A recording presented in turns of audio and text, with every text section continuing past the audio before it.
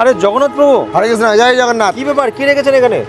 এখানে রয়েছে, এখন তো বুঝতেই পারছেন শীতের সময়, আর শীতে কত রকম সবজি পাওয়া যায়, আর খেয়েও শান্তি, দিয়েও শান্তি, আর খুব ভালো লাগে এখন শীতের প্রসাদ খেতে।